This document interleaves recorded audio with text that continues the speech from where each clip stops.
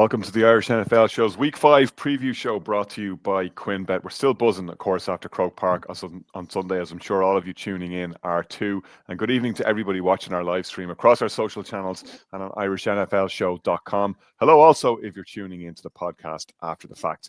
Brian and Kieran are heading to London on Sunday, so make sure and do say hello if you're travelling, as many of you did at Croke Park over the weekend and in the run-up to that game. It was fantastic to get in amongst it and meet people and meet the audience for the show, and lots of you came up to us and we were able to see you in real life, which is always great.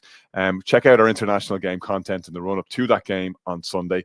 The opening game of the Week 5 schedule is tonight as the Rams host the Niners at SoFi. You can check out our TNF preview with myself and Ella Lynn Brown making her debut on the Irish NFL Show, a Niners fan who very kindly dropped in to preview that game with us.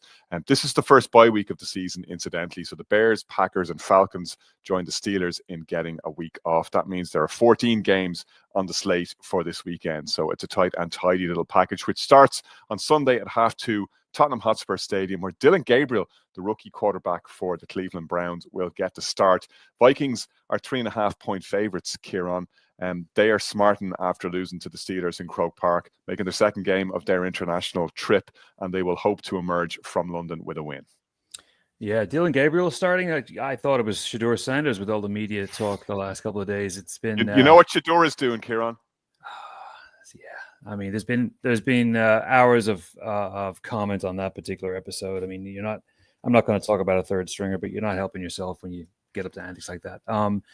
Yeah, I mean, the Vikings will be smarting after last week. Wentz was, he was very, so most of the game, came alive towards the end and made it competitive. But, I mean, O'Connell, we always talk about O'Connell and his ability to get the most out of quarterbacks. He's going to have every trick in the book to get Carson Wentz moving this week, because that Browns defense is going to be swarming all over him. I mean, he's going to be hit from side to side.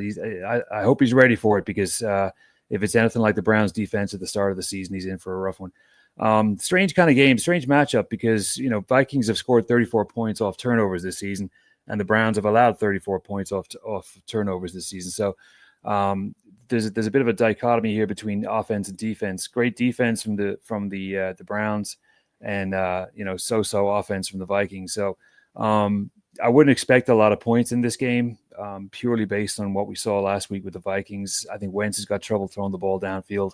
We saw a little bit of a frustrated Justin Jefferson during and after the game. Almost got that touchdown, but the cleats kind of gave way on him.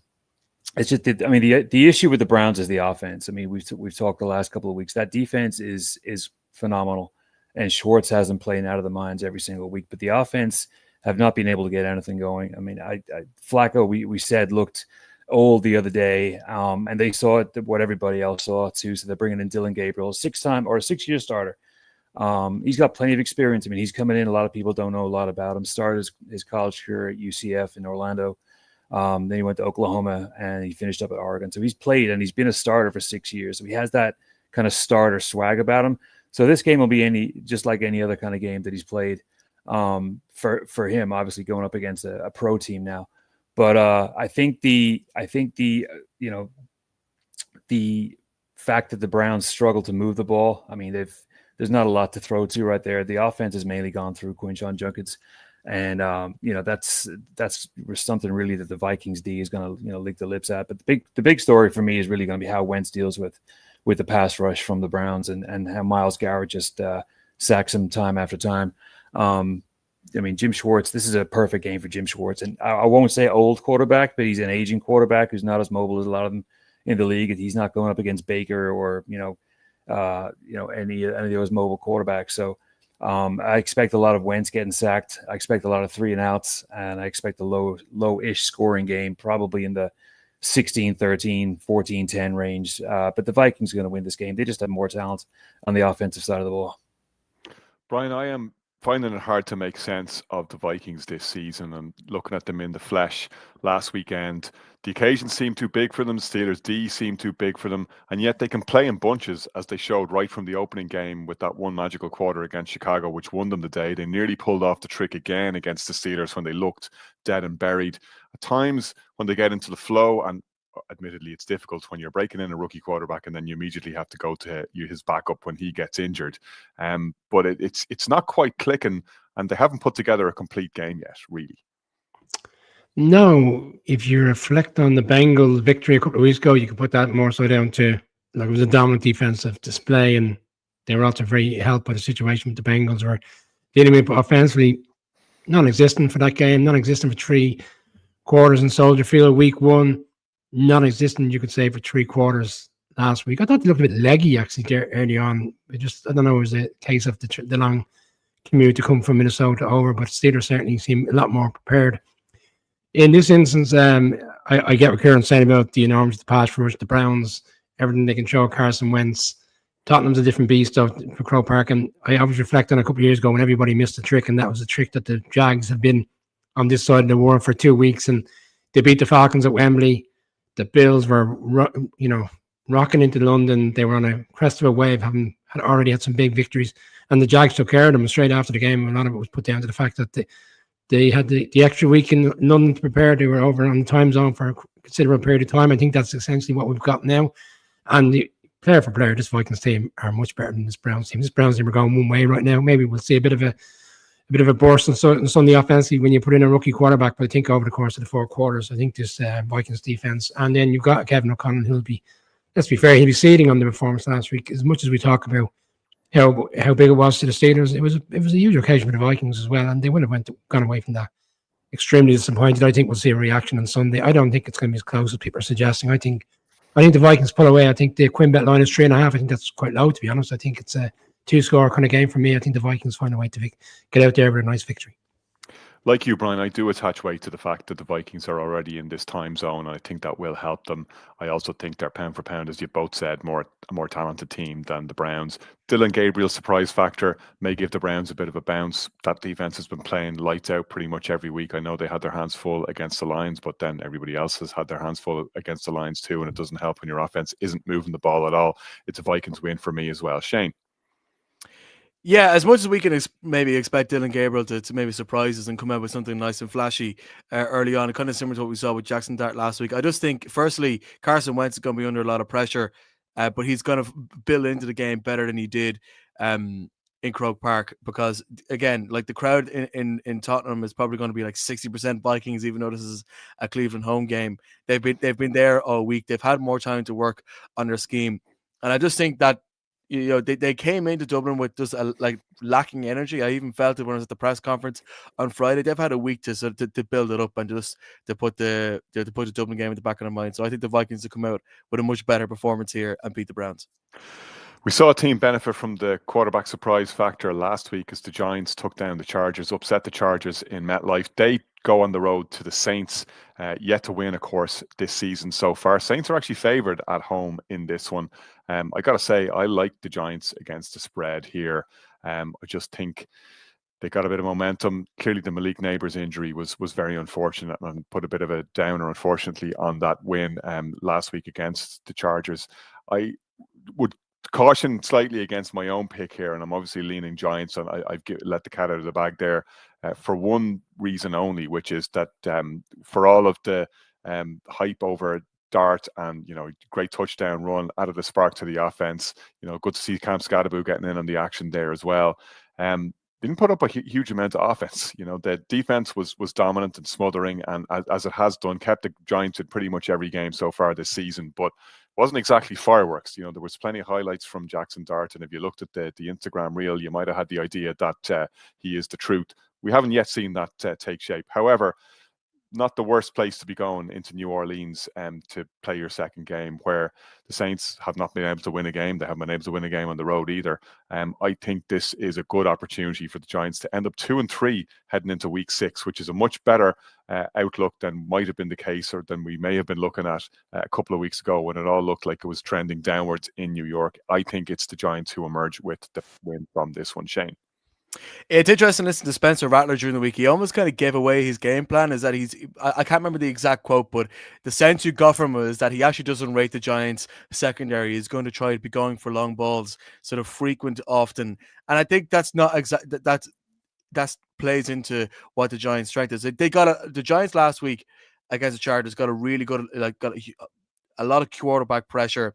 Managed to get to Justin Herbert a lot, picked him off twice just by hitting him down and wearing him down, and then in the secondary finding a way to read nicely. And I think that if they just bring that game plan, they can actually shut Spencer Rattler up pretty nice. I think if New Orleans come into this with almost too much confidence that they're playing against a defense that they can be explosive against, they leave themselves, as if they're walking into a trap where they're going to do something stupid. They're going to be too aggressive at a time when they shouldn't be, because they are an 0-4 team for a reason. Executing plays is not in their strength. And they're playing against a Giants side who, yes, it's terrible that Malik Neighbors is out for the season. Jackson Dart, I think it was coming in with a lot more momentum than he has with just genuine pure performance, as you were mentioning on Connor. But I just like them. I think they have a better ability to win, and all it takes is for Jackson Dart to get one short field to get a touchdown in the first half for that to feel like a turning point in the game. And the Saints can't chase a game. They're not good enough. And if they do chase a game, they'll start going for crazy things. They'll start going for on fourth down in the middle of the first quarter, like we saw a couple weeks ago. I think it was against the Cardinals. It's just how they're built. They're not built to do the basics right. They're built to try and be explosive when they don't have the talent there to do it. So I think the Giants are good for a win here. Can't stop the run either, the Saints. I mean, you got to like Jackson Dart as an anytime touchdown scorer here, considering the trouble that they had with James Cook and with Josh Allen last week. That's one I'd keep an eye on as well. Brian? He has summed it up very well there, guys. Shut him up and shut him down. And that's essentially how I think Giants' path to success on Sunday. Yeah, you touched on it, Connor. Like, of all the plaudits for Dart last week, I think the defensive performance was kind of overlooked against a team that was 3-0, and that was the performance that many of us were expecting very early on in the season that came last weekend. So I think if the Giants can play at that level defensively, they'll do enough, and the guys offensively, I imagine, despite the loss of Neighbors, which is probably going to challenge us more as the season goes on. Ultimately on Sunday, I think they'll have enough to win this game. But it doesn't feel right. It feels like a trap game, and it's not a trap game for a team because we're not going to the playoffs. But I still think on Sunday we'll find enough to get a victory. Kieran, are we going for a clean sweep for the G-men? Yeah, well, yeah, they have to really. I mean, just based on the performance of the D last week. I mean, keep it tight, keep it close, and then it's a typical Giants win by 3, win by 4 kind of game. There'll be a huge amount of people traveling over from the south over to Louisiana for this game. There'll be a lot of Giants fans in the stadium. Yeah, it has to be the Giants. Cowboys Jets, Brian, sounds like one where you might be looking at the over concede, considering the amount of points these teams tend to concede. How do you see this one panning out? This for me is one of the most difficult games to pick for the weekend. People might be surprised, assume, oh, this is all Cowboys. Like, this Cowboys team, we're getting all the plaudits on Monday for nearly pulling off the shock. I picked them last weekend to beat the Packers. I thought they'd put a number on them. I thought the primetime element, Sunday Night Football, Jerry Jones's desire to put one over on Micah Parsons. They put up 40 points, and yeah, they didn't win because the defense can't stop anybody. And I think the Jets have got to rebound at some stage. Jets and all that, but like they shot themselves in the foot on Monday. 13 flags with 3 turnovers. The game was there to be won. You could argue the game was there to be won in week 1 against the Steelers. I think at some stage things have to evolve and things have to change. And I'm going to go with the shock. I think I'm going to be one of the very few that picked them this weekend. It's a very short line, 2.5 points for Quinbet, which means that the bookies are a little bit concerned about this one. I'm going to lean home dogs in this one. I'm going to go with the Jets to find a way to win this game. Do you know, Brian, if the team that was playing at home this week against the Cowboys was wearing different uniforms, I think I could be persuaded to pick the Jets. I'm allergic to the idea of them being able to do what we've seen them fail to do so many times. They executed so poorly at times last week in a game, which, as you said, they did have the chances to win. And, that red zone fumble in particular on, you said it, Shane, in the group during the week, the line in the commentary was a statement drive from the Jets. Like, that is the most perfect statement about the Jets you could ever see, having gone 90 plus yards down the field, had their way, and then they just dropped the ball over the goal line. Couple of turnovers, as we mentioned, from Justin Fields, who undoes at times, as he did when he wore the Bears uniform for so many seasons. Such great work with such poor ball security. They're just not executing well. We mentioned how they're just not tackling well on defense. They're just not doing what they're supposed to do. None of the guys that you expect to stand up, bar Justin Fields, to be fair, who looked really good in that game, as you mentioned, against the Steelers, Brian, and has done a lot of good things. It's just the Jets just keep jetsing, and I can't see this week being the week when it finally turns around. Having said that, if you look at what the Jets did in week 1, and I do have that game in my mind when I look at the Cowboys, because that secondary is just can't stop the run, can't stop seconds, can't stop the pass, can't stop a dynamic quarterback that can get out of perimeter and out of the pocket. And Justin Fields, we saw his touchdown Monday night. He can do that. I think they're in for a lot of problems. Yeah, but I just think the Cowboys are coming out of that Packers game in two different minds, as would probably be the case after you've tied a game like that. Number one, they feel like, well, they put up 40 points against what was looking like one of the league's elite defenses up until that point. And number two, they got a tie out of nothing against a team that looked like they were running away with it a while. I think a lot of things have just about started to click for the Cowboys. I don't think we saw the fulfillment of that last week, but I think they will like the idea of going to MetLife, taking on the Jets, and hanging one on them. So, Cowboys are 2.5-point favorites, so there's not much in this one either way, according to anyone. But I do see Dallas coming out the right side of it. Kieran, how about them Cowboys? Shane. Yeah, I said it during the week that I think that I can only see the Cowboys coming in and taking care of the Jets pretty easily. And as much as the Jets need a statement here, and no Jets head coach has ever gone 0-5, a lot have gone 0-4. I just think that the Cowboys will be able to put up too many points, and the Jets won't be able to put up quite as much points as they will be. So give me the Cowboys. We saw a statement game from Bo Nix and the Broncos last weekend, albeit against the hapless Bengals, as they put up over 300 yards, and Bo Nix looked much more like last season's Bo Nix. They got to go to Lincoln Financial Field, though, and take on the unbeaten Eagles. Shane, can they come out of there with anything other than an L? I think the Broncos definitely can win.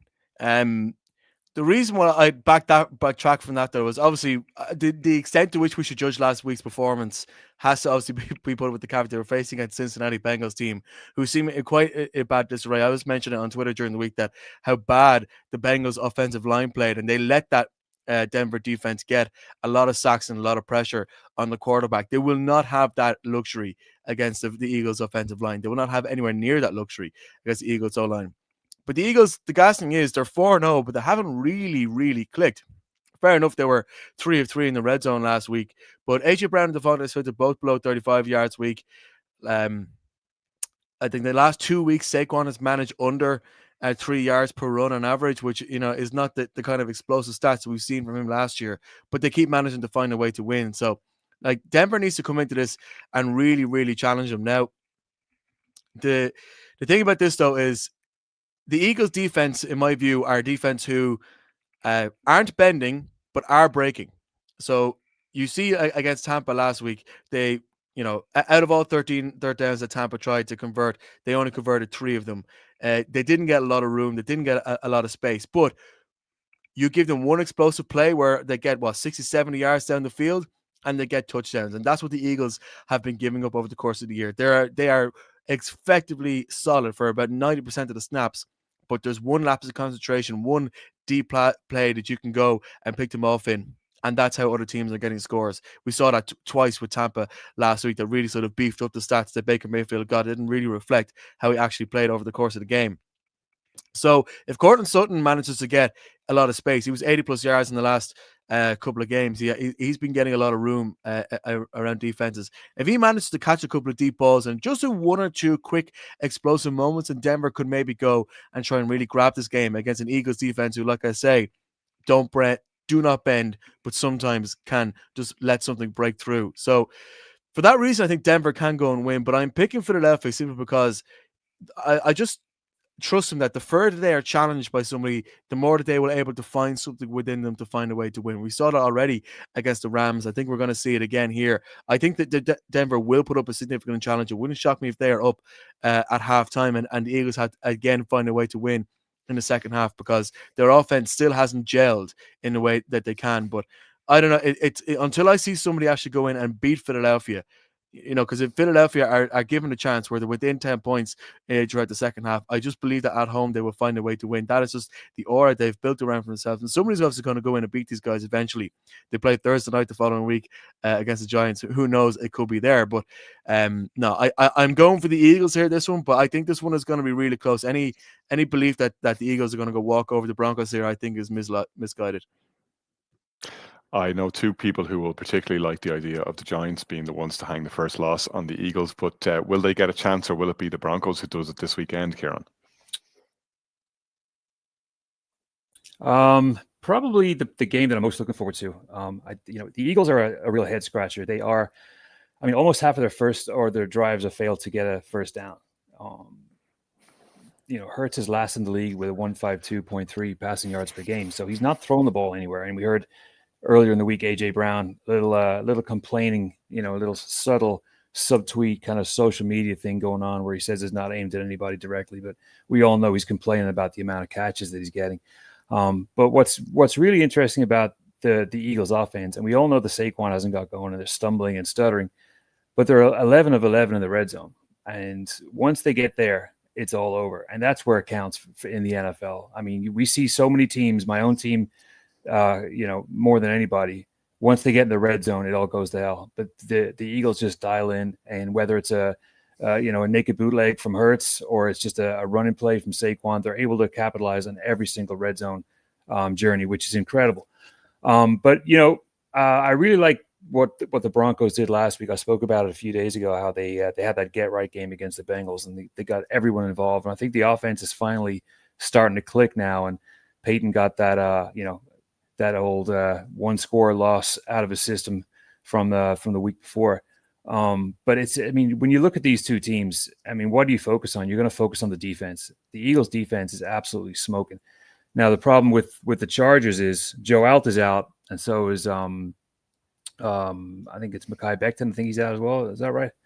So, that's two stalwarts on the line that's going to really impact this game. And when you see Zach Bond and Jalen Carter coming at you, that's a bad time for any Chargers fans. Broncos fans. I'm sorry. It's just it's just going to be a really fun game to watch. The defense is just going to kill each other. Surtain Jr., Nick Bonito. I think that's probably what's going to keep the scores down a little bit. But like Shane said, I think the Eagles have too much firepower. And what's crazy is they haven't really got going in any manner, any fluidity. But they're just, like I said, every week they're just crushing people, imposing the will, and just getting over. And that red zone statistic for me is just insane. I think that the Broncos will stay competitive into the fourth quarter, but I think we all know the script. It's just going to be Hurts just rallying away from the line and finding the corner. There's going to be plenty of that stuff. Saquon's going to get involved. So I think the more that Broncos defense is out in the fields, they're just going to get more and more tired. So that's when the Eagles will stamp it. Probably with 7 minutes to go, they'll just put the stamp on it. Being a really good game. I love what the Broncos are doing right now, but it's too soon. And it's the Eagles. Eagles going to win. It's fly, Eagles, fly for me as well. Brian? The script will remain consistent with the Broncos' road games this season. Should have beaten the Colts. Should have beaten the Chargers. And when likelihood was probably be in a position to win this one on Sunday. But Kieran refers to muscle memory. The Eagles now have to get out the right side of these big games. I think that's a similar pattern on Sunday. Eagles for me. Right, let us give our own muscles a quick rest. We'll take a break. Great odds, you're in control, you always bet responsibly, and you're not afraid to choose alternatives. That's why you bet with QuinnBet. Build your own unique football bets with Create a Bet. Winning team, first goal scorer, number of goals, the possibilities are endless. And with a 4-star Trustpilot customer service rating, why not give QuinnBet a shot? QuinnBet, we bet you love it.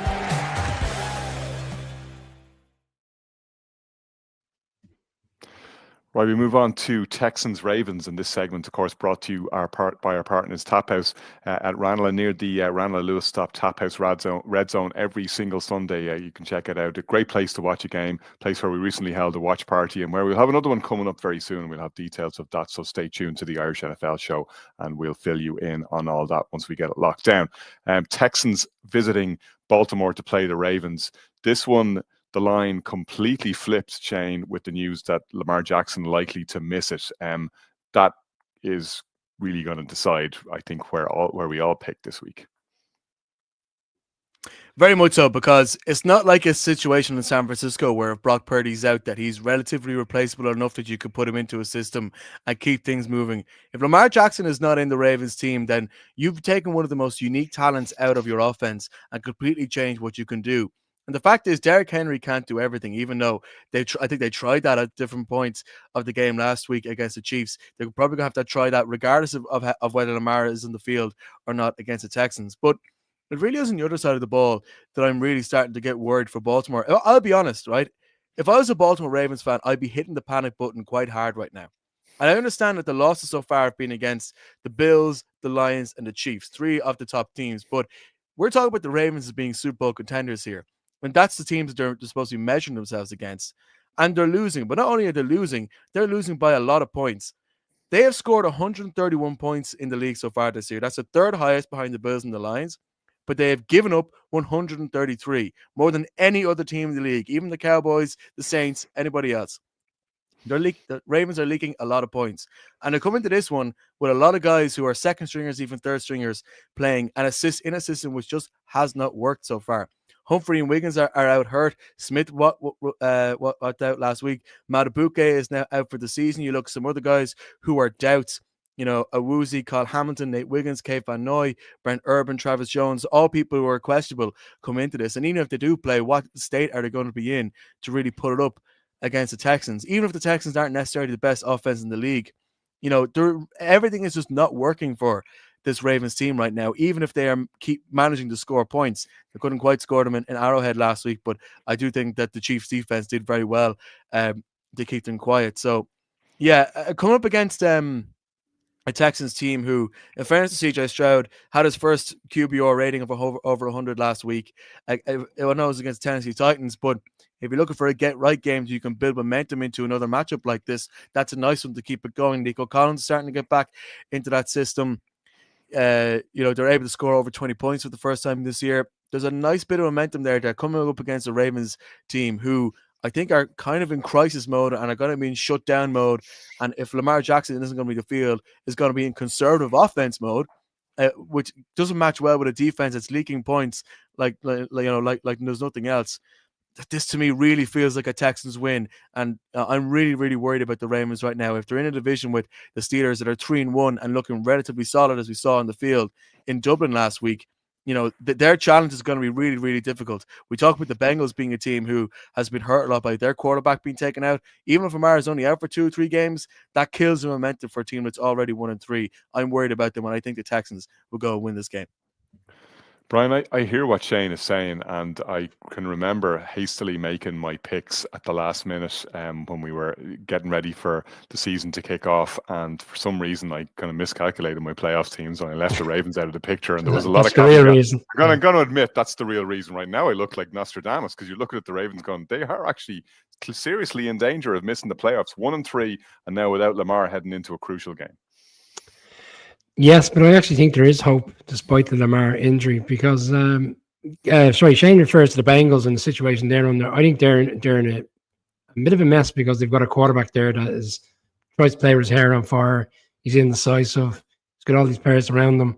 Where with Cooper Rush, we've seen in the past, he can come in and manage situations. We saw when Dak Prescott, I know it's different dynamics, different team, but when he stepped in previously, I think he went on a run of winning 6 or 7 games. Like he is a worthy backup in this league. Look, he's not Lamar. He's not arguably any of these quarterbacks in the league that we love watching in the weekend. But what he can do, he can manage an offense. And we're asking him to manage an offense against a team, with all due respect, have only won 1 game, and that was against the Tennessee Titans, which you would have expected them to win. They didn't do anything last weekend in particular to really excite us. And I still think this Ravens team, despite the flaws they have defensively, can put up numbers offensively, even with a backup quarterback. They've got all the players there. Derrick Henry, they're going to lean on the likes of Derrick Henry to come out and have a strong game on Sunday. We need to see that spark from him on Sunday that we saw week 1 in Buffalo. And I think the Ravens will still find a way to get this victory. Desperate teams find desperate ways to win games, and I can't be sold on a Texans team right now. Haven't played at the level in which we saw in previous years. And I think the Ravens can get going offensively. I think it's going to come down to whether this Texans offense can match them. I think ultimately over the 4 quarters, they'll go Ravens. Yeah, I hear you, but I think they just lost too much, and I think the Texans will feel they're absolutely catching them at the perfect time in a game that, if they were being honest, they probably had chalked down as an L. They now see as a very, very realistic W. Kieran. Yeah, even with the losses that they have on defense, I mean, you combine the Ravens are at home. That Texans O line is absolutely awful, and I can see whoever's playing back there in instead of those guys that are injured. I just think that they're going to get to them too much. And Ravens at home is a different thing. If it was in Houston, I might give them a chance, but no, I still like the Ravens. All right, we move on to Raiders at the Colts, who lost their first game of the season last week against the Rams, a tight one. And had it not been for an AD Mitchell drop, that might have been a very different result, having made a sensational run and spilled the ball into the end zone for a touchback rather than a touchdown. He arguably cost the Indianapolis Colts that game. That was one of those strange ones where the losing team actually comes out with a lot of credit. And while people had said, yeah, this is a lovely run that they're on, and Daniel Jones, Indiana Jones, the meme was traveling and going viral, and it was good times brewing, but everybody was saying, yeah, but the Colts, who have they really beaten? Strangely enough, losing to the Rams actually really has given them a lot of extra credibility, because now people are going, well, they really put it up to a serious team there, and but for that one misstep, they might have actually won that one. The Raiders, on the other hand, we've seen Geno Smith now with multiple 3-pick games in the space of a couple of weeks. They looked really, really poor against the Bears at times, and Bears kept them in it by not capitalizing on the turnovers that it actually created, particularly in the first half where they went in trailing 14-9. And yes, they did rely on a blocked field goal to get home in that one, but I just don't see the Raiders as being anything up to the level that the Colts are now ready to take down.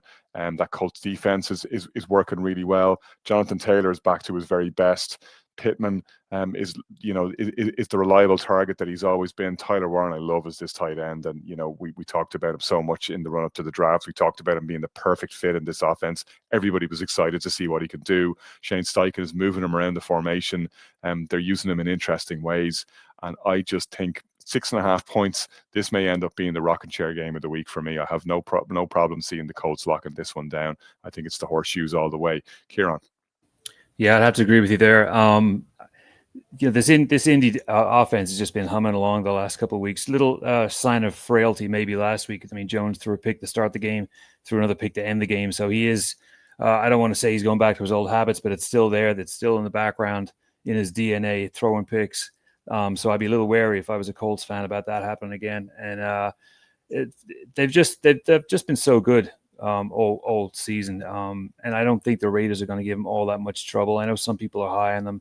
Yeah, they could have got that win against the Bears last week. But for me, the Colts, I mean, they stayed so competitive with the Rams, and we see what the Rams are right now. I mean, they're just a juggernaut too. For me, Jones looking downfield, I mean, the Raiders play a lot of cover 3, so that's kind of well set up for him because he kind of throws it out to the flanks. Like you said, Geno's been really poor to start the season. And the issue with the Raiders is the roster is paper thin. If Bowers goes down or if Genty goes down for any reason, I mean, Trey Tucker had a career game a week or two ago, and we're not going to see that again. 145 yards in the previous game and 13 yards last week. Yeah, and that's the problem with I've spoken in the past about the kind of lightweight wide receiver room they have, and Jacoby Myers it's not 2019, so it's going to be a rough one for the Raiders despite Crosby. I do like Crosby getting after it a lot. He's going to be given. We saw what he did with Caleb Williams last week. I mean, he had Williams all over the place.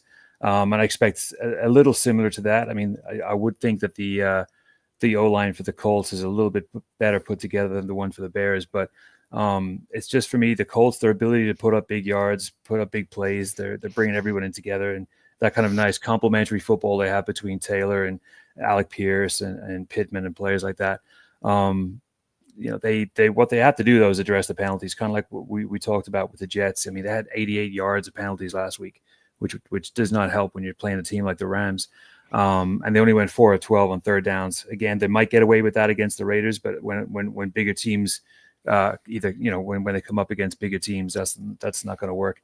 For me, this is just going to be another kind of run-of-the-mill win for the Colts. I don't see the Raiders putting up much of it purely comes down to the offense. I've never been high on the Raiders offense. And I think Jones and the rest of the crew are going to have enough to win this game, probably about I like the line, probably about 10 when all is said and done. Shane? Yeah, give me the Colts. Brian? Full house, Connor. Colts all the way this weekend. All right, the Dolphins roll into North Carolina, having won their game against the Jets on Monday night, Shane. And look good at times doing it. Darren Waller's back, 2 touchdowns for him. The Mike McDaniel offense looked like it could finally do some of the things that Mike McDaniel was hired to do. It's been a long time since we've seen that. Can they get the win and justify their favourites tag, quote unquote, 1 point favourites in this one? Yeah, this is a battle between two teams who probably still aren't firing on all the cylinders that their talent has, even though, like, as much as we talk about the fact that fair play that Miami managed to get out a win in the game, it was against a Jets team who were sloppy, I think lost many key areas, and, meant sure that they couldn't have any momentum built. A huge amount of what the Dolphins did right on offense when Tyreek Hill was on the field. He's now not going to be on because, of course, he was smiling as they drove him away in an ambulance during the on Monday night. And the Panthers, look, as much as they were completely taken apart by a lot of what the Patriots did last week, I just think I'll go back to the previous week. They're in a weird sort of form where you just don't know what Panthers you expect to turn up. And against the Dolphins team who are coming on a slightly short week, I probably spent so much time focusing on the Jets, because they really needed to win that game, because they knew it was on prime time, knew they were in their right jerseys. It was a divisional opponent, and obviously, like, they had to stop the rot. I just think that their focus is going to be completely off at this against a Panthers team who need to show the world that they have to respond after being pulled apart by in Foxborough. So I think that the Panthers are going to win this one. I'm not expecting much lights out football, not even from Tua and Darren Waller. Back on that side, I just think that we're going to have a sloppy game of football here, and a sloppy game of football is where Carolina might be able to find an edge. Brian, when it looked like the Dolphins Commanders in Madrid was going to be a really spicy matchup earlier in this season, it's not really trending in that way at the moment. So I'm kind of hoping selfishly that the Dolphins can pick up a bit of form and back up their win from last week. How do you see it? Don't worry, Conor. I'll get you a Madrid spice bag or something to keep you occupied while you're at the game. Shane said they were pulled apart. The word he needed to use was they were humiliated last Sunday. I think the anomaly of this season was that performance against the Falcons, in which they beat them up 30-0. Absolute fraud. Yeah, absolute fraud. Yeah, and people, and even myself, were caught up in the fact that they played reasonably well in the second half in Arizona. The Dolphins have been struggling. I give you that. But in saying that, if you look at the results, with the exception of the first game, they have played at a reasonable level to be competitive. They probably should have beat the Patriots. Sorry, Shane. I felt that game was there for them. They probably should have beaten the Bills. But they did beat the Dolphins. They beat themselves that night by turning the ball over at crucial times in the game. They got it right on Monday, but you could argue it was down to the Jets' inability to score points and turnovers. Look, they played in games that they should have won. I think to get out the right side is, I think, around the way, maybe the Tyreek Hill injury might help them, because, like, there's certain players in the dressing room that we know are just not in the right environment there, and it's bringing the team down. I think he's one of them. I think the fact that he's out of the picture now might actually end up helping the team in the long run. I think they'll find a way to win this game on Sunday. It's a tight one, but it's Dolphins for me. Yeah, give me the Finns as well. Kieran? Yeah, I like the Dolphins in the Queen City.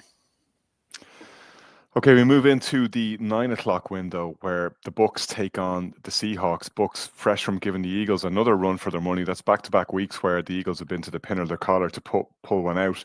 And they face the Seahawks at Lumen Field. Seahawks are 3.5-point favorites in this one. I think the thing to watch for me is that offensive line in front of Baker Mayfield. They're down a couple of guys, couple of injuries suffered in the last week alone. It's a bit of a makeshift operation, and they go up against the Seahawks, who are, I think, 6th in sacks so far this season. That defense operating well on both ends. Remember, Mike McDonald was brought in here from Baltimore as the blue chip defensive coordinator and head coaching candidate in the league in that particular season, having made the Ravens what they are. And look where the Ravens have been without him this past couple of seasons. The reason he was brought in is, a little bit of counterintuitive thinking by the Seahawks. When everybody else was zigging and going for the hotshot offensive wunderkind head coaches, the Seahawks said, well, we need to cope with Sean McVay, and we need to cope with Kyle Shanahan 4 times a year. So let's bring in the guy who can put the shackles on them. This is what he does. He's made, and this team is made, to try and ground high-flying offenses like the Bucks. And they have, with Sam Darnold under center now, a guy who actually it turns out to have been an upgrade on Geno Smith. I think they're delighted with how that one has worked out so far. Sam Darnold not looking quite like he did last season in the Vikings because he doesn't have quite the same explosive playmakers around him. No disrespect to Jackson Smith and Jigba, who's been great so far this season. Darnold has been quietly, I think, arguably the most efficient quarterback in the league. You're not seeing a whole bunch of explosive highlight plays, but you're seeing him protect the ball. You're seeing him move the team well. I'm not going to insult him by calling him a game manager because he's shown that he's a cut above that now. And I think the Seahawks are built for exactly this game. And I think it's going to be a winless one for the Bucs. I think the Seahawks move to 4-1. Shane. Yeah, what I really like about this is almost as you were saying, that's Seattle defense. I think is really built nicely to take down a team which is going to rely a lot on its aerial attack. And I'm saying that obviously knowing that I think Bucky Irving was seen this week in a walking boot. We're not quite sure if he's going to be fit for this game. There's no Evans. Morrison is out. And I think in that secondary and in the safety positions, there's a lot of injuries that the Buccaneers are dealing with as well, which I think Sam Darnold will be able to, as Jack Smith and Jig will be able to pick off nicely. But what I really like watching about the Seattle defense, and watch back some of the tape from their Thursday night game against the Cards last week, they're really good at hiding coverages and selling the blitz, but they're not actually blitzing. And I'm not quite sure whether Baker Mayfield is actually the best quarterback, as much as he is very much, I think as we were talking earlier, the people's quarterback and somebody who can mount comebacks. And yes, the Buccaneers offense got a lot more yards last week than the Eagles did. I think the Eagles only ended up getting 200 yards total offense against the Buccaneers last week. If you manage to get sacks, if your quarterback pressure isn't constant but it's effective, that you always manage to get to the man and knock him down, and then just the times that he's expecting a blitz, you actually cover your receivers well, that's a remarkably difficult defense to play against. I really like the Seahawks defense and what they're able to do. And in the offense, they've shown me no reason why I think that at home they can't put at least 30 points on the Buccaneers. So as much as the Buccaneers probably need some sort of statement or some sort of bounce back after letting the Eagles beat them, even though the Eagles weren't firing on all cylinders last week in their own home turf, I just think the Seahawks are going to win this one. By the way, this matchup is going to have one of the best uniform matchups you will see in the league this year. The Seahawks are wearing their throwbacks, and the Buccaneers are wearing their road throwbacks with the old Buccaneer logo on the helmets. It's going to be absolute sauce. No, I have the Seahawks win this one. The greatest logo in football, and I do like the Patriot Minuteman. I have to say, I love the Patriots throwback uniforms as well. But yeah, you gotta have the Buccaneer. That's a touch of class. Brian. Measure and stick type of game for me. Both sides who are expected to be really challenging, but I think the Bucs. I put the Bucs at the start of the season. That kind of 16, that can potentially be a team that shocks everyone and make a serious run. I don't think I see the Seahawks in the same way. I think they need a rebound result after last week, and they went toe to toe with the Eagles towards the back end of that game. I'm not sure if Seattle were in that same position, they could do that. I think the Bucs get out here and find a way to get a victory on the road.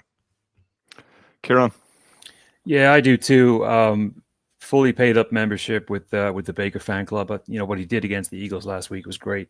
And Egbuka is probably in the front running for offensive rookie of the year right now. I love the Seahawks too. I love that defense with a whole bunch of ex-Giants, but I just got to go with Baker. All right, Brian, the Cardinals are 7.5 point favorites against the Titans this week. Titans going to the desert, looking pretty helpless and lost at the moment. Are they going to find themselves in the desert, or are they just going to find more pain? I have a funny feeling the head coach might have to find his own way home. I think this could be the final one, the one that breaks the camel's back, and there's probably plenty of camels out in the desert in Arizona that he can look to put him on and bring him home, but maybe not. I've been to Arizona, fantastic city, during that Super Bowl a few years ago. Now, this is the Cardinals' victory for me. The Cardinals last weekend did what Cardinals do as well. They find a way to come back in a game that looked like they're completely lost in. Managed to get it where you believe it's going to go into overtime, and then a kicker puts the ball into the wrong zone, and lo and behold, they're starting at the 40, 20 yards, and they're kicking the game-winning field goal. Look, this is a different animal because they're going up against arguably the weakest team in the league. And as bad as people are suggesting, the Cardinals are still very much in the hunt in a very competitive division. But if they got to find, these are the type of games they've got to get out and win. We saw it against the Panthers; they got out early, they could put up high scoring, and now the Cardinals come back. Strikes me that type of game. Few garbage time scores for the Titans, but ultimately I think the Cardinals, despite the flaws of this team and Kieran's concerns of Kyler Murray, it's a Cardinals victory for me. I can't see any way around it. But let's see where Kieran chose into the mix here. Kieran, it hasn't been nice to see the Titans unravel this season. I think we all were looking forward to seeing what Cam Ward could do, and yet at the same time slightly fearful for the situation that he was walking into. And unfortunately, our fears have been justified. Yeah, it is a shame, and it's borderline negligence what the Titans have done to Cam Ward. I mean, they actually went into the season believing that the roster they had was going to be able to compete, and it's a terrible roster. I said it in the summer. I said it before the season started that Calvin Ridley, Van Jefferson, that's not something for a rookie quarterback. He needs dynamic players of the type of Marvin Harrison, of BTJ, of Malik Neighbors. He needs somebody like an outlet like that. He can just throw in the slot for 30, go up 30 yards. The Titans, their problem is they just can't score. They got a horrendous offense. They're struggling everywhere. They can't run the ball. They can't throw the ball. Ward is getting sacked left, right, and center. The O-line, which I thought might be decent. You can't sing, you can't play, you look awful. You'll go a long way. Yeah, he'll go a long way into the ground because he's getting sacked so many times. The O-line I thought was the only real hope they had, but I mean, they can't convert third downs. I mean, they're the last in the league converting third downs. Penalties everywhere. The defense has been terrible. I mean, the only real outlet that he has is a rookie, Iomanor, and he's he's not of the caliber of your slot receivers that we see in the league right now, at least not yet anyway. And Tony Pollard running the ball is not anyone's idea of a RB1. So I'm just upset, purely based on all the positive plays that he had in college, and he went from that situation to this. The only thing you can say about the Titans is they have presently $30 million in cap space. I think by season's end, they're going to have over 50. A lot of those contracts are going to be dumped. They're not picking up half of that roster. So you got a stud quarterback, a new coach, probably a new GM, and basically a blank canvas to start again because they're building a new stadium in downtown Nashville. The Super Bowl is probably going to be there in the next 5 years or so. So they need somebody out there, and they need a team that's going to be positive to fill those seats. Saying all that, as much as it pains me, and as little as we go from contrast. I love Cam Ward to the contrast of Kyler Murray. Just don't rate him at all. There's chemistry problems there in Arizona. There's something going on between him and Harrison that they're hiding. He's not a leader of men. He manages to stumble to victories now and again. And this is going to be one of those that he stumbles to victory. I mean, this is a perfect matchup for them.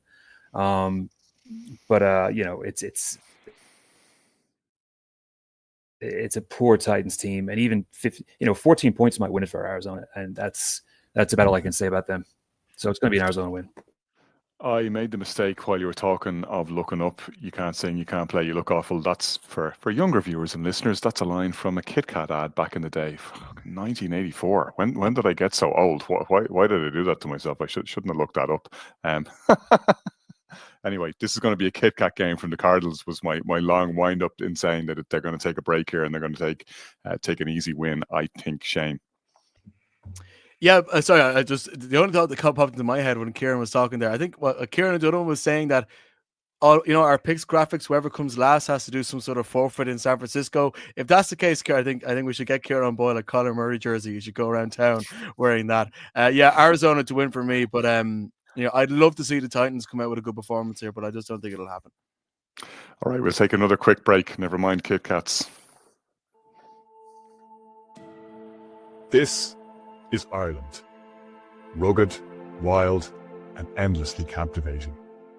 A land shaped by history, where ancient castles whisper stories of the past. Where world-class links golf connects you to breathtaking landscapes. And where centuries of craftsmanship and culture are blended to produce world-class whiskies, savoured as music and laughter fill the air. Adventure calls from every corner, and tradition pours from every dram. Step into landscapes that take your breath away, and moments that stay with you forever. From vibrant cities full of life, to warm welcomes shared with friends old and new. Golf and whiskey are just some of the ways we connect you to Ireland's culture, craft and soul. But every journey with us is about people, place and authentic experiences you'll never forget. This is more than a trip. It's the Dunes and Drams experience. Discover Ireland with us and make memories that will last a lifetime.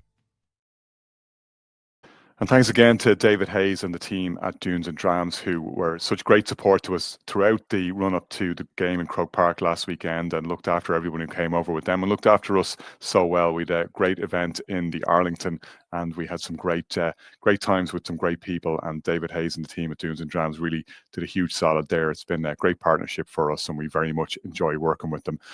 We go to Cincinnati next, where the Lions are 10-point road favourites against the Bengals. It's the Liger game. Lions against Tigers. What's a Liger? It's basically a lion and a tiger mixed, bred for its skills in magic. If you know, you know. And the team that's going to need the magic here is the Cincinnati Bengals, and I'm afraid they do not have any. I just do not see any way.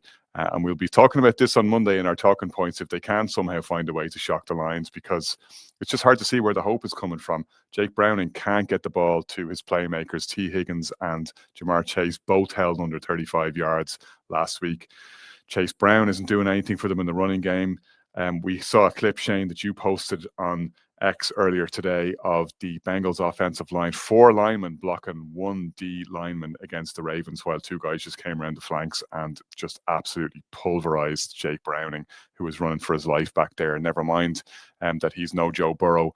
He will be lucky to be in one piece the way this Lions team are playing. Bear in mind also that Jared Goff came off the field with a clean jersey last week, as he has for the past couple of weeks. Jared Goff hasn't taken a sack in 3 games. Lions are keeping Goff clean, and he's cooking. He's going to work. They're putting together a very impressive body of wins right now. They've gone 3 in a row from that reverse in the opening weekend against the Ravens, or against the Packers, pardon me. Everything working for them right now. And sometimes it's when the jug is heavy that you need to walk easiest, and that's when a team gets knocked off its perch. But if there's a team that's going to knock you off your perch, it is not the Cincinnati Bengals. You know, rocking chair game doesn't even cover this one. Brian. It's amazing how organizations are run in the NFL. I think we were not even 2 years removed from the Eagles' first ever Super Bowl victory when Doug Peterson was removed of his duties, and here we are. Zach Taylor is remaining in situ because for 2 reasons. One, he got them to a Super Bowl, and second of all, he just keeps getting passes because every year they're dealing with injury after injury. But at some stage, does it not have to come back to the head coach or how you deal with these situations? There's many teams that goes to, they've still got explosive players. Jamar Chase, T. Higgins, all of a sudden they're 10-point dogs at home to a Lions team where this was a BAU week of the season and Joe Burrow was playing. This would be I wouldn't say it was a pick-em game, but people would say, oh yeah, the Bengals can go in and beat this Lions team. And yeah, all of a sudden they're 10-point underdogs because there's fundamentals. They're not right there. We saw how they managed the Hendrickson saga over the course of the summer. You alluded to putting 60% of the cap into your offense. Well, what happens when your offensive situation is dethroned by your quarterback being gone? You don't have a quarterback that you can bring in. They should have a quarterback that is serviceable to manage the team of so many offensive players kind of going on. Look at the Lions' victory for me, but I think there's bigger issues, and it's not for this. It's probably for a more detailed podcast, Connor, where we get into the rights and wrongs, how teams manage their situation. But they've managed everything for me terribly. And the season right now is only going one way. And on Sunday, we're going to see the team that I believe that will inevitably play in the Super Bowl go in there and put a number on them. It's a Lions victory for me. Shame. As we're recording, the Detroit Lions have just gone 2-1 up against the Cleveland Guardians in the American League Wildcard Series. Go Red Sox tonight, by the way, against the Yankees. And I think this will be another win for a Michigan team over an Ohio team, and a big one. Kieran. Yeah, big Lions win. They are rolling right now. Shane, back to you, because the Commanders visit SoFi to play the Chargers. Chargers 2.5-point favourites at home. Jaden Daniels, though, back for the Commanders. Could that change the outcome? I think it'll change what we can expect from the Commanders overall. This is one of the more interesting matches of the weekend, actually, because both of these teams are very difficult to get a read on. The Chargers, as we know, have the potential to be quite explosive, but their offensive line is missing a couple of key parts. Joe Alt is expected to be out for a couple of weeks. That's really, really not a thing you want to hear if you're a Chargers fan, that Joe Alt isn't there protecting Justin Herbert, who took a lot of pressure against New York last week, and we saw as he ended up throwing a couple of interceptions. And the performance the performance of Justin Herbert, I think, is more reliant on the ability to protect him from pressure more than some of the other quarterbacks, because when he has that extra half second, he's electric. And Mekhi Becton as well, I think, is in concussion protocol. Not good things for the Chargers. And then for the Commanders, go to Jaden Daniels back. We're not quite sure if McLaurin's going to be back injured as well. he's playing as a Chargers secondary that gave up 300 yards to Michael Penix last week. I mean, the Commanders secondary and the Commanders defense to me is the big kind of sticking point as to why I think the Chargers, the Chargers will win this game, because the Falcons managed to be 4-6 in the red zone against Washington last week. If the Chargers get far up the field to get in the red zone, I think they have the ability to execute. Whereas the Commanders, I think, defensively not being able to close out things, not being able to stop people in the red zone, not being able to stop people on third down. And Jane Daniels, and sure, even if he's back, I don't think we can fully expect the performance that we've seen from him in many cases last year. We saw that the Commanders were forced themselves into comeback situations, but came back really well last year. They haven't been able to build that kind of momentum and aura so far this year. So yeah, I think that this is a really difficult game to read heading into this, but I think the Chargers just have more pieces in place, even though their offensive line is probably going to be under a lot of pressure this week.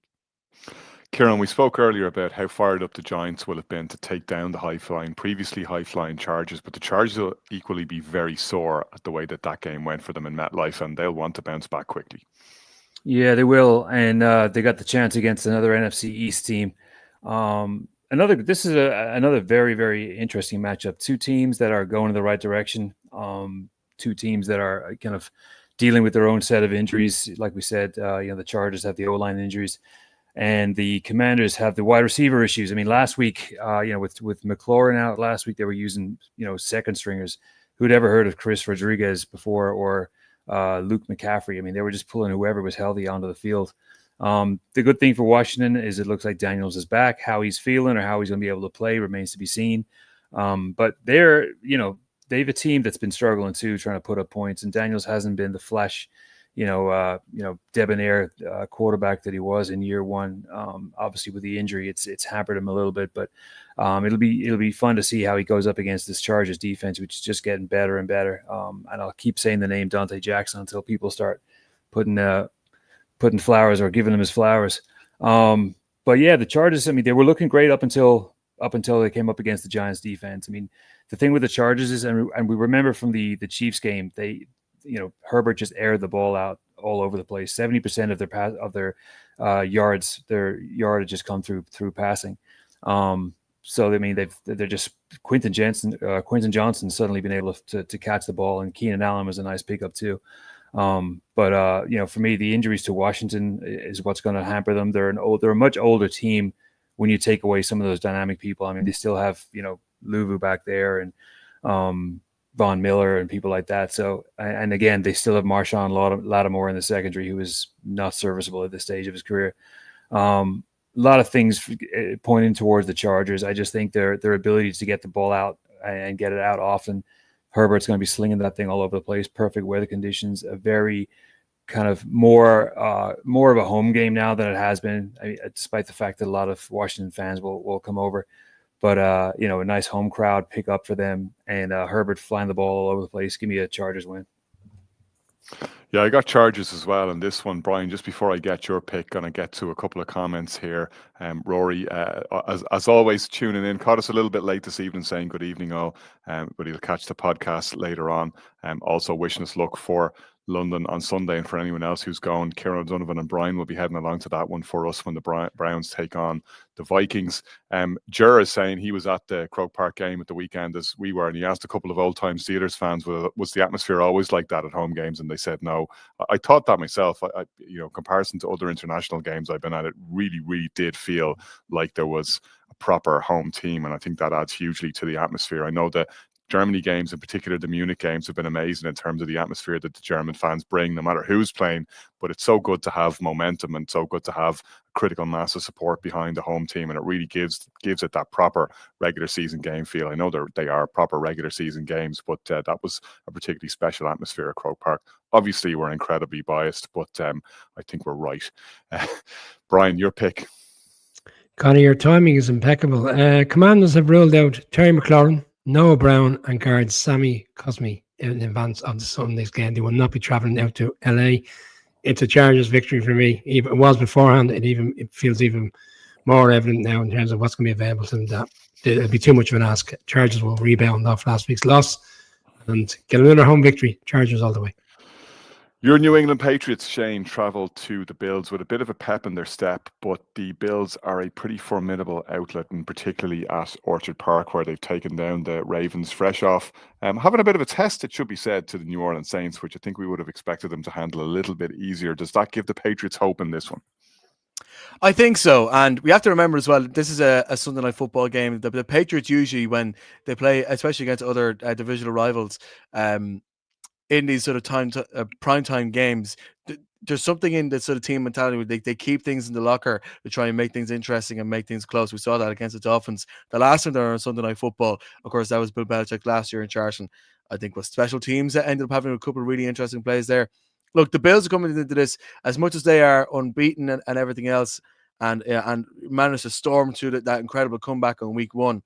You look at the schedule they've played. I think all the teams they played against have a combined record of 1-13. It's one win. I'm not quite sure the exact number of losses. I think it's 1-13. I'm not saying the Patriots are coming in as the great teams are going to test them. I think the 8-point favorite, the 8-point mark for the Bills is probably a little bit of a home advantage than when people are looking at this. I do think this is going to be run a hell of a lot closer than that, despite the fact that, look, the Bills are coming into this with basically no offensive injuries. Very few defensive injuries. The Patriots are coming into this in a similar situation, but with Drake May, he's been able to spread the ball around a lot more. And I was saying that earlier as being a potential weakness, that he hasn't quite got his guy yet, and I still don't think he's got his guy. Stephon Diggs hasn't proven to be the wide receiver we hoped he would be when he came in, as opposed to Matt Collins, who has been a bit more productive. But I'll be honest, maybe I've gone slightly head over heart here, or heart over head. I've picked the Patriots to win this one. I do think either way, I do think this will be a lot closer than people are expecting to come in. And I've said that before and been proven incredibly wrong by my New England Patriots. And it's very well could be the case this time around. But I just think that the Patriots have enough in them to at least run this close and at least ask this defense if they are as good as Super Bowl contending, because we know that the Bills' offense is definitely good enough. They put up points, but the Bills' defense, I don't think has been tested properly yet this year, or apart from the first week against the Ravens. But that was, week 1, whatever, we can kind of put that aside. I think it's time for the Patriots offense. If Drake May's looking smooth and he's finally starting to build in to the Josh McDaniels system, if Stevenson and Henderson don't let the ball slip up, if the wide receivers manage to get a bit that slightly bit more room, which I think they can, as in comparison to the performance against the Dolphins a few weeks ago, which, like Brian said, was a game that the New England should have lost. And gave up a ridiculous amount of turnovers against the Steelers. I just trust them that in this one against a divisional opponent that they know well, that the Patriots played decent against last year, in the one game in Buffalo, even though that was a Patriots team that was a lot worse and a Buffalo team that had more at stake at that point. I do think there is a potential in this one to be one of those divisional matches that, even though on paper the Bills are a much better team, the Patriots can make this very interesting. Oh, Shane, you'll be a genius on Monday calling the Patriots against an 8-point spread. And if not, we'll never mention it again. Brian. So if they beat the Patriots on Sunday, they would have already done the clean sweep within the division. This will be the third divisional game. Struggled to beat the Dolphins. Comprehensive on the road against the Jets. Comprehensive on Sunday Night Football against the Patriots. Steamroll game for me, Connor. I think the Bills last week kind of allowed the Saints to hang around, and they allowed the Dolphins to hang around. And after a couple of games of that type of material, we tend to see them kind of really bounce back in a strong way and put up a stellar performance. I think we're going to come to the other game shortly in terms of Monday Night Football. I think last week, between the Chiefs' victory and what we're seeing from the Bills, the road has started to that inevitable AFC Championship game for me, which will be the Bills and the Chiefs. But sorry, Shane, a long night for you Sunday night watching Josh Allen go up and down the field. I don't see this one as a close affair whatsoever. I think this is right up the Bills' alley right now in terms of where they are and their aspirations. I think they put a marker down, not just for the division, but within the AFC. Yeah, I think the Patriots are made of slightly sterner stuff than that, Brian. They're not going to win this game, but I think they're going to go in there pissed off that the spread is so big, and I think they're going to go in fired up, and I think they're going to go in with a bit of momentum after that win last week, and they'll keep it a little bit closer, but I don't think they're going to come out the right side of it. Kieran. In the words of Chris Berman, nobody circles the wagons like the Buffalo Bills. Right, the Chiefs visit the Jags as 3.5-point favourites after putting a beat down on the Ravens, 17-point victors in that one. Jags are coming in, of course, having downed the 49ers and gone to 3-1 in Liam Cohen's debut season. Things are working out pretty well in Jacksonville, although not necessarily because of the magic of Liam Cohen. Travis Etienne, as you mentioned last week, Kieran, back to his best as the team goes, as Travis Etienne goes on offense, is what you were saying, and I absolutely would accord with that. Defensively, they've been a totally transformed team. That secondary is elite now. They have more turnovers than any team in the league. They have more interceptions than any team in the league. They're running at a clip of about 3 INTs per game. Big asterisk against that one, of course, because turnovers tend to come in bunches, and you don't want to be relying on turnovers as a defense to win games, which the Jags kind of are right now. We're not seeing enough from them on offense. Chiefs going on the road there. This is by no means an easy out for the Chiefs, and they have been up and down this season, but we saw much more of what the Kansas City Chiefs can look like last week. Crucial to get Xavier Worthy back. Chiefs have been saying all season that when they were able to have that speed threat and that guy who can take the top off of defense, that they would be a much more complete team on offense, and they have been. Steve Spagnuolo's defense has been able to hold them in the clinches enough to get them to a couple of wins. They can now move into plus 500 territory and go to 3-2. And as you say, Brian, start moving towards where we expect the Chiefs to be, which is heading towards the playoffs in good fettle and looking for yet another championship game appearance, maybe against the Buffalo Bills. I think that's what we would all expect to see, and we'd love to see a rematch of that one. That starts here. This is the kind of team that the Chiefs are expected to beat, that they do beat, and that they can handle pretty comfortably. Based on what we saw last weekend, which I think is the real version of the Chiefs, that's what's going to happen for me on Sunday. Kieran, Monday. Yeah, if I wasn't going up to Jersey next week, this is the game that I would have gone to. Just up I-95 here in North Florida would have been there. But it's like you said earlier, the Jags. It's been a bizarre season. It's been the most un-Jag-like season that I can remember in over a decade. I mean, they lead the league in takeaways, like you said, with 13. The turnover margin is +9, and the points off turnovers are 41. I mean, that's, if you had told any Jags fans that in the last year or two, they would have rolled over laughing. And last year they were last at turnovers, so that just shows what they've gone with that Anthony Campanile defense. I mean, he's been coaching these guys phenomenally, and that's pretty much a brand new secondary. They got rid of Darnell Savage, and they're really moving throughout that secondary and really being a big threat. The other thing is they're the only team that's led at the half in the league so far, which is another un-Jag like stat. But like you said earlier, it's a huge part of what ETN is doing. Once he gets the ball and establishes the run and gets over 100 yards, the chances the Jags are going to win go up exponentially. And the fact that Lawrence has not played great at all is another weird kind of weird fact into this bizarre Jags season, which has gone way better than anybody else thought it would. He's not connecting with players. He's not even been harassed or pressured. He's not had any pressure at all. That O-line has protected him phenomenally. So the fact that he's making errant throws and throwing over people's heads is concerning if you were a Jags fan. But the fact that ETN is putting up 130, 140 every week is you combine that with the defense. The only thing that I'll pause and I'll kind of temper the expectations of the fact that this all these stats are great, but they're not. This is kind of a snapshot. This is 4 weeks of football. There's still another 13 weeks to go or 14 weeks to go in the season. So this is not going to continue. At some stage, Lawrence is going to throw a bunch of picks. At some stage, ETN is not going to get that 130, 140. He's going to get 60 or 70, and they're going to struggle. But on the flip side, if I'm Cohen tonight or even coming up to the game, I am terrified of what Spags is going to do. I mean, Lawrence is not really, we talked about Herbert being kind of like a fragile, not that kind of strong, almost imposing figure. And Lawrence is definitely not that. And with Spags, he's just going to be rubbing his hands. I mean, he's going to be dialing up cover 3, cover 0, zone, blitz. He's just going to be doing everything to keep him on his toes. And I can see Drew Tranquil and Karlaftis just teeing off on Lawrence. The Chiefs are, as we saw last week, once Mahomes got his weapons together, night and day from what they were the first couple of weeks. If I was a Jags fan, I'd be really scared of this game, despite the fact that it's a home game. I think the Jags have kind of exhausted all the good luck in those turnovers and the plus margin. I think it's going to be a comeback down to earth game. I think the Chiefs and Mahomes are going to go in there, spray the ball around, really give that secondary of the Jags a torrid time. And on the flip side, that front 4 or even front 3 sometimes of the Chiefs are just going to get after Lawrence all day. I think ETN's going to struggle with that run defense of the Chiefs. So as great as the Jags season has started, 3-1, probably should have won in Cincinnati. But I think this is where the fun part of their season stops and the real season starts. I do like the Chiefs on the road, and a very difficult game for the Jags. Brian? Yeah, I agree. I think it's Chiefs victory on Sunday. Here's how we're getting today. The interesting part of the season. I think the season started for the Chiefs last week, very much in terms of that performance. It's a Chiefs victory on Monday Night Football. Shane, take us home. Chiefs to win, but the wide receivers won't be as impressive as they were last week. Alrighty, that is your Week 5 preview. Enjoy the game in London and safe travels if you're heading over there, and keep an eye out, as we were saying, for Kieran O'Donovan and Brian O'Leary, who will be right there for us on the Irish NFL Show.